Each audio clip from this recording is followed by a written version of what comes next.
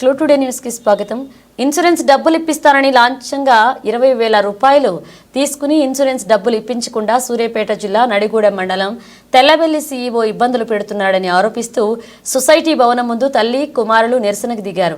ఈ సంఘటన నడిగూడెం మండలం తెల్లబల్ల సహకార సంఘ ఎదుట చోటు చేసుకుంది. బాధితులు తెలిపిన వివరాల ప్రకారం అనంతగిరి మండలం సింగారంకు చెందిన బుర్రా పుల్లయ్య తెల్లబల్లి సొసైటీలో సభ్యుడిగా ఉన్నాడు. కాగా పుల్లయ్య కరెంట్ షాక్తో గురై చనిపోవడంతో పుల్లయ్యకు డబ్బులు వస్తాయని తెల్లబల్లి సీఈఓ ప్రభాకర్ రావుపై అధికారులకు డబ్బులు ఇస్తే బీమా మంజూరు అవుతుందని చెప్పి 10,000 రూపాయల లంచంగా తీసుకున్నాడు. అంతేకాక పుల్లయ్య చిన్న కుమారుడి వద్ద కూడా 10,000 రూపాయల లంచం తీసుకున్నట్లుగా బాధితులు వాపోయారు. డబ్బులు తీసుకుని ఏళ్లు గడుస్తున్న ఇన్సూరెన్స్ డబ్బులు కోసం సీఈఓను సంపాదిస్తే మీ తండ్రిపై రుణం ఉందని అది కట్టాలని మోసపూరిత మాటలు చెబుతున్నట్లుగా వాపోయారు. నా దగ్గర ఏం లేవు, రిజిస్టర్ కాపీలో మీ నాన్న సంతకాలు లెడ్జర్ లో పెట్టలేదు, పెట్టలేదు. సీఈఓ గారి దగ్గర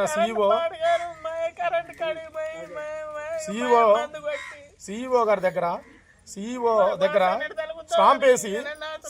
స్టాంప్ వేసి మా నాన్న సంతకం పెట్టుకున్నారు.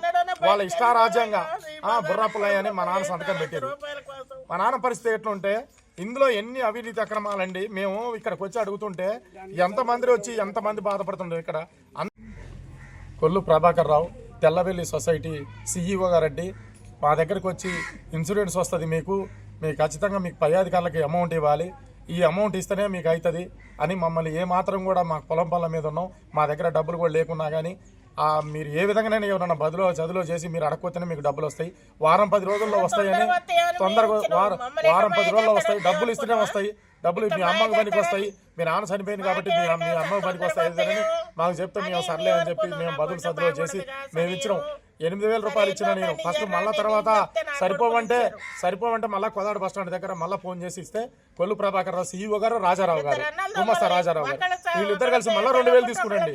2,000 తీసుకొని కూడా 10,000 రూపాయలు తీసుకొని మళ్ళీ మా తమ్ముడి దగ్గర 10,000 రూపాయలు తీసుకురు. మళ్ళీ మీ అన్న 10,000 ఇచ్చిండు, మళ్ళీ నువ్వు తమ్ముడు కొన్నావు, నువ్వు కూడా 10,000 అంటే మా తమ్ముడు కూడా 10,000 రూపాయలు తీసుకున్నారు. 20,000 రూపాయలు తీసుకొని మీకు లోన్ ఉందని తర్వాత అమౌంట్ వచ్చిన తర్వాత మీ నాన్న లోన్ ఉందంటే ఆ లోన్ కూడా మేము కడతానంటున్నాం. మీరు అబద్ధం ఆడిర్రు. లోన్ ఉంటేనే మాకు ఇన్సూరెన్స్ వస్తుందంట. మా నాన్న అప్పు చేసిండే కావచ్చు, 2 సంవత్సరాలు అవుతుంది మా నాన్న చనిపోయి, కనీసం 2 సంవత్సరాల ముందర మా నాన్న చనిపోయాడు కదా, మరి ఇట్లా సంగతి లోన్ ఉంది, మీ నాన్న లోన్ ఉందయ్యా అని చెప్పి వచ్చిన సందర్భాలు లేవు. అది కాకుండా మరి మేము లోన్ కడతానంటున్నాం, మాదేందో చూపించమంటున్నాం. డీసీఓ గారి దగ్గరికి పోయినాం, కలెక్టర్ దగ్గరికి పోయినాం అని సీఈఓ గారిని ఒక తిరిగి మా లెడ్జర్ బుక్ కానీ మా దగ్గర అసలు ఆన్లైన్ లెడ్జర్ కానీ లేకపోతే మా నాన్న పెట్టిన సంతకాలు, మా నాన్న ఫైల్ ఉంటుంది, ఆ ఫైల్ తీసుకొచ్చేస్తే ఫైల్ చూపించినా కానీ మా నాన్న పాస్బుక్లు ఉంటాయి. పొలం పాస్బుక్లు పెట్టండి, ఎవరు కూడా 10 సంతకాలు పెట్టండి మన బ్యాంకులో. సీఈఓ ప్రభాకర్ రావు గారు, గుమస్తా రాజారావు గారు 10,000 వారం 10 రోజుల్లో మీకు అమౌంట్ వస్తుంది. మేము పై అధికారులకు మేము అమౌంట్ ఇవ్వాలి మేము.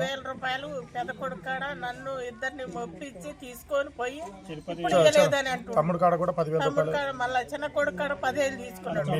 మీ అన్నయ్య ఇచ్చిండు, మీరు మీ అన్నయ్య కూడా 10,000 ఇచ్చిండు, నువ్వు కూడా 10,000 అని చెప్పి మా తమ్ముడి దగ్గర కూడా 10,000 రూపాయలు తీసుకొని ఇయ్యలేదని అబద్ధాలు ఆడుతుండు.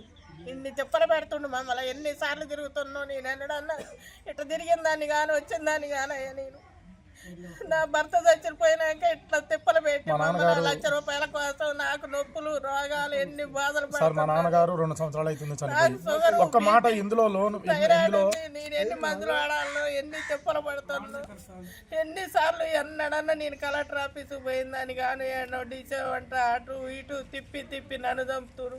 మొన్న వారం రోజులు నరక లేవలే తిరిగి నాకు చేత కావట్లేదు. ఇప్పుడు మందులు గట్ట అయిపోయింది, షుగర్ పెరుగుతుంది నాకు. అసలు ఎన్ని ఇబ్బందులు పడుతున్నావు, ఏ టైంలో ఏ కొడుకులు ఉంటారయ్యా. నా బాధలేందో నేను పడకుండా ఈ 1,00,000 రూపాయల కోసం ఎన్ని చెరలో ఎన్ని బాధలు పెడుతున్నారు.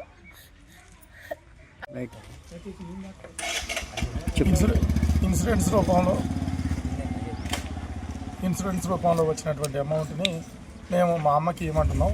మా నాన్న లోను ఏమైనా ఉంటే కడదామని అంటే దానికి సంబంధించిన లెడ్జర్ కానీ దానికి సంబంధించిన మా నాన్న సంతకం పెట్టి ఎంత అప్పు తీసుకున్నాడు, మా నాన్న ఫైల్ కానీ ఇవ్వమంటే గత 10 నెలల నుంచి సంవత్సరం నుంచి వచ్చిన ₹1,00,000 ఇన్సూరెన్స్ రూపంలో వచ్చిన అమౌంట్ దగ్గర నుంచి ఇప్పుడు సంవత్సరం నుంచి మమ్మల్ని తిప్పుతా ఉన్నారు. కలెక్టర్ ఆఫీసు పోయినాం, కలెక్టర్ ఆఫీస్ ఇక్కడ సీఈఓ దగ్గరికి కనీసం 100 సార్లు వచ్చి కలిసిపోయినాం. ఎన్ని సార్లు వచ్చినా కానీ మమ్మల్ని మీరు ఎక్కడైనా చెప్పుకోండి, సూపర్వైజర్ కాడికి పోండి, లేకపోతే మీరు ఎక్కడైనా మాట్లాడుకోండి, ఇన్సూరెన్స్ కాడికి పోండి, ఇన్సూరెన్స్ కాడికి ఇచ్చిన కాడికి పోండి, మీదైతే లేదు. మాకు ఇప్పుడు మాకు ఈ 10 నెలల నుంచి మీ నాన్న లోన్ ఉంది, మా నాన్న 2 సంవత్సరాలు అవుతుంది చనిపోయి. మా నాన్న ఇట్లా సంగతి మరి చనిపోయినాక ఇట్లా లోన్ ఉందని చెప్పి ఒక మాట చెప్పలేదు. లోన్ ఉంటేనే వస్తాయన్నారు, మేము కాదంటలేదు. ఆ లోన్ చెప్పండి. పిల్లలు ఉన్నారు, వాళ్ళకి చెబుతాము. మరి వాళ్ళ నాన్న ఎట్లా చచ్చిపోయాడు, ఎవరు కట్టాలి ఈ లోను? భార్య ఉంది, పిల్లలు ఉన్నారు, వాళ్ళకి తెలవ చెప్పాలి కదా.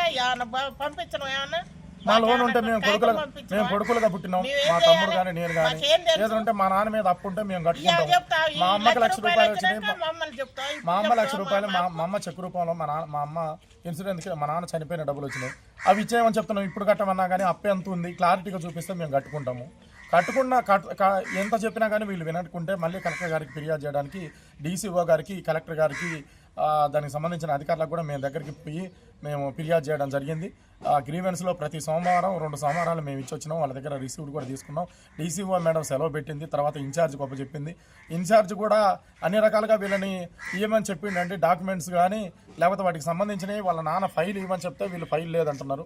ఎన్నిసార్లు తిరిగినా ఫైల్ లేదు. అప్పు ఎంత ఉందని అంటే అప్పు లేదు. అప్పు ఉందంటున్నారు. అప్పు ఎంత ఉందంటే చెప్పట్లేరు. మాకు తిరిగి అలసిపోయినాం. మమ్మల్ని ఇక్కడ మందు పోసి చంపుతారా లేకపోతే మమ్మల్ని ఏం చేస్తారో మమ్మల్ని చేయమనండి.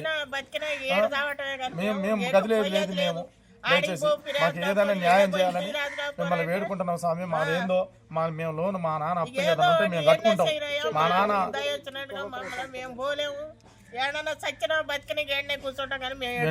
కూడు నీళ్ళు లేకుండా ఉదయం వచ్చినాం మేము. కనీసానికి ఎంత చేసినా చైర్మన్కి చెప్పినాము, ఆ డీసీఓకి చెప్పినాము, తర్వాత ఇక్కడ ఉన్న బ్యాంక్ మేనేజర్కి చెప్పినాము, సూపర్వైజర్కి చెప్పినాము, అందరికీ చెప్పి చూసినాము. సూపర్వైజర్ గారు కూడా వచ్చి కలెక్టర్ ఆఫీస్కి వచ్చి మాట్లాడి డీసీఓ దగ్గర మాట్లాడినా కానీ ఈ స్వామి ఇచ్చే పరిస్థితి లేడు. ఎంత చెప్పినా కానీ ప్రభాకర్ రావు గారు, సీఈఓ ప్రభాకర్ రావు గారు దాటేసుకొని పోతున్నాడు. మా దగ్గర డబ్బులు తీసుకున్నాడు, ₹10,000 నా దగ్గర తీసుకున్నాడు, 10,000 మా తమ్ముడు అబద్ధాలు ఆడుతుండే ఇయ్యలేదంటుండు. ప్రమాణం చేద్దాం, మేమన్నా ప్రమాణం